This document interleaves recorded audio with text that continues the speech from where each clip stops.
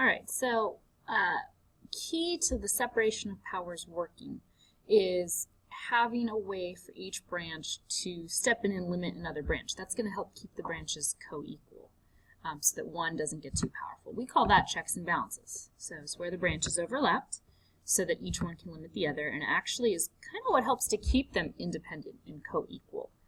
And that's what Madison argues, is that if they're totally separate, the government won't work effectively.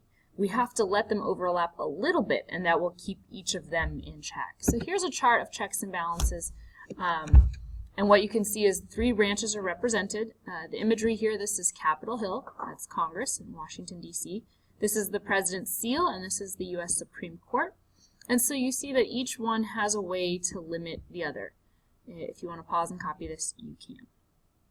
So let's put those 3 principles together. And we're not forgetting the other principles we've learned, but when we want to put those 3 together as far as coming up with the rule book and the structure for the government, that's what we're going to call the Madisonian system. So, Madisonian system is all about power being divided. Power is fragmented and diluted. And so how structurally is it fragmented? I guess you could, if this were sort of an aerial view, you have power separated one way. Here it's horizontal between the 3 branches. So when it comes to making laws, Congress can make them, but they're not, that body doesn't get to enforce them. That's what the executive branch does. And then interpreting the laws and judging is left to the judicial branch. So power is separated between the 3 branches this way. And that's not the only division of power. It's also further divided the other direction through federalism, that you live under 2 governments. There are some responsibilities the federal government has, other responsibilities the state government has, and there might be some confusion over the overlap of all of these. So power is really split up. And if I ask you the question, who is the most powerful person in the country? Who can make anything happen? You will shrug at me. Maybe your inkling is to pick the president, but it's arguable that he really isn't that powerful in affecting your daily life. So sticking with the Affordable Care Act, that was a piece of legislation passed by Congress. If Congress did not pass it, he could not have signed it into law. But he did get to sign it into law. And that was supposed to expand Medicaid and provide access for people to buy their own health insurance. So Obamacare passed in 2010, fully rolled out by 2014. More Americans did get health insurance, but not Texans. So while the president was able to help get the Affordable Care Act rolled out, your former Governor Perry declined the Medicaid expansion. So many Texans did not enjoy that expansion of health insurance in this state.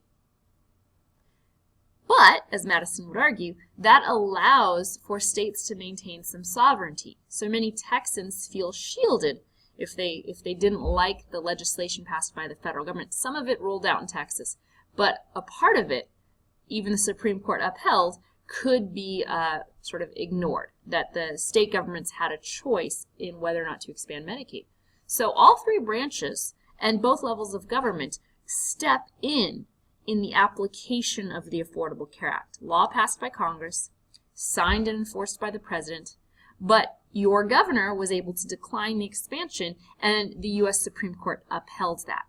So it's hard to say who has total power. Now, why don't we want someone to have total power? Well, that could lead to tyranny. If someone or one group or one branch had total power, that could infringe upon the people's freedoms. So in the quadrants now, I'm going to put the advantages of setting up your system this way. We divide out power so extensively that no one is too powerful. So while people might feel that the president's lobbying of the Affordable Care Act was overstepping the government's bounds, that sort of tyranny from the legislation is mitigated by states' decisions to opt out of the expansion of Medicaid. So that protects state freedom, it protects individual freedom. Now, this system means nothing really changes overnight. Change is slow. So sure, the Affordable Care Act gets passed in 2010, But it's not a sweeping overnight change. Really, that's quite difficult to accomplish in this country because of the elaborate checks and balances within the various institutions that deliver policy. So that gives us two things. One's kind of a pro, one's kind of a negative. It gives us enormous stability. We don't necessarily want our country to be able to have that sort of revolutionary sweeping change overnight.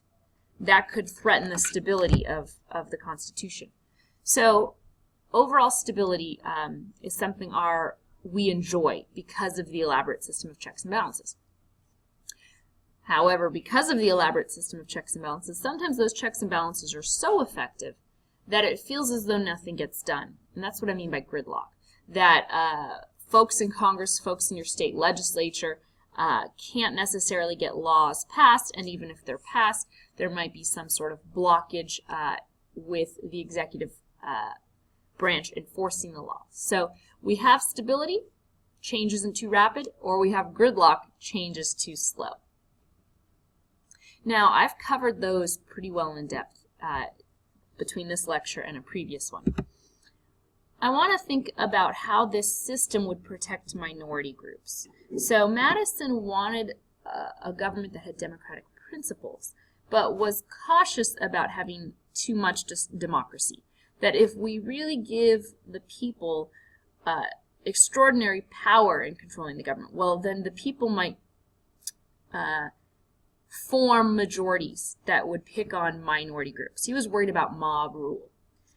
So we want people to have a way to participate in the system, but we need to make it in such a way that no majority can really form.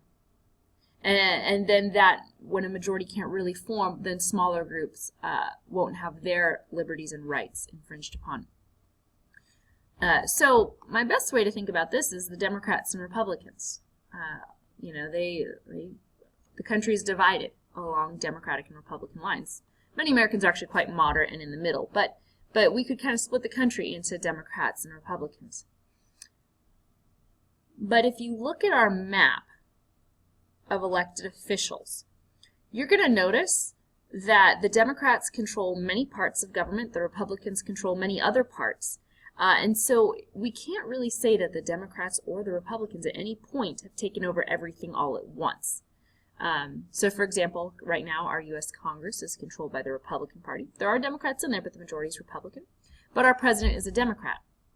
And then if you look across the states at their maps, we have some Republican governors, we have some Democratic governors, we have some Republican state legislatures, some Democratic state legislatures, and some mixes. So no majority really can clearly take hold of all the branches and all the levels of government in such a way that might threaten minority rights. And our last one is what the video you're going to watch focuses on. If there's no one all-powerful person or party, there's no one single door to knock on. There's many doors with people that have a variety of powers. You as a citizen can access your government more easily.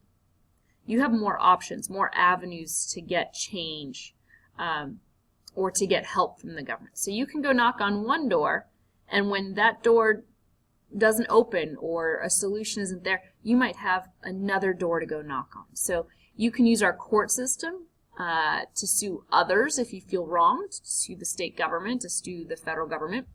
You can appeal to your city council. You can write your congressman. You can appeal to your state representative. You have a variety of elected officials that you have helped to elect that you can appeal to, but then you have the whole court system as well. So this next video that you're watching is about Lilly Ledbetter, and there'll be a link for you to click, not a widget. Okay, so what you're going to see is the first bill that Obama signed into law in 2009. And why we're watching this today is to show that Lilly Ledbetter, a citizen of this country, wanted justice. Okay, so she originally went through the court systems to seek justice. Ultimately, you're going to see in the video that that didn't work, that failed her.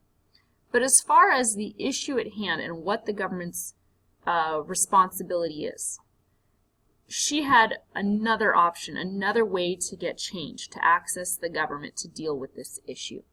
So down below is the link. What I want you to do is to watch the video, take it in. You should know briefly, you should be able to describe her story. So if you want to take a couple notes on describing her story. Then you should also know what the FPA does. It's called the Fair Pay Act, but actually, what does that legislation do? And the third thing you should get from this is really what we just talked about, how it demonstrates that citizens have multiple ways to access the government.